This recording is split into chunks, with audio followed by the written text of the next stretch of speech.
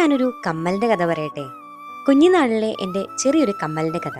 സ്വർണത്തിനൊന്നും ഇതുപോലെ തീ പിടിച്ച വിലയില്ലാത്ത സമയത്തെ ഒരു കഥയാണ് കേട്ടോ. സ്വർണ്ണക്കമ്മലുകളാണല്ലോ ചെറുപ്പത്തിൽ നമുക്ക് ഇട്ട് തരാറ്.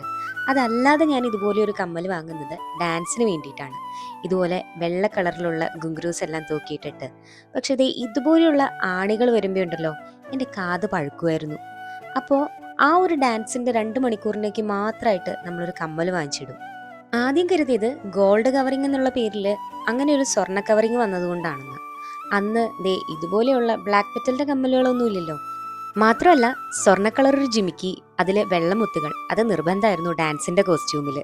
പിന്നീട് എനിക്ക് സ്വർണത്തിന്റെ കമ്മലൊന്ന് മാറ്റി വാങ്ങിയപ്പോൾ കിളിക്കോട് പോലെയുള്ളൊരു കുഞ്ഞു ജിമിക്കി ദേ ഇതുപോലെ ഇരിക്കും. എൻ്റെ കൂട്ടുകാരിക്കും ഉണ്ടെന്ന് പറഞ്ഞപ്പോൾ അന്ന് എനിക്ക് വാങ്ങി തന്നതായിരുന്നു. ഈ കമ്മൽ കണ്ടപ്പോൾ ഞാൻ ശരിക്കും അതാണ് കേട്ടോ ഓർത്തത്.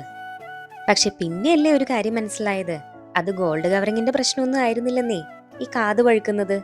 അത് ഈ ബാക്കിൽ ഇതുപോലെയുള്ള സ്റ്റഡുള്ള എന്തിട്ടാലും എനിക്ക് കാത് പഴുക്കുമായിരുന്നു. അന്നു മുതൽ എൻ്റെ കമ്മല് സ്റ്റഡ് മാറി റിംഗ് മോഡലായി. ഇതുപോലുള്ള ഹൂപ്പ് ടൈപ്പ് ജിമിക്കൊന്നും അന്നില്ലല്ലോ.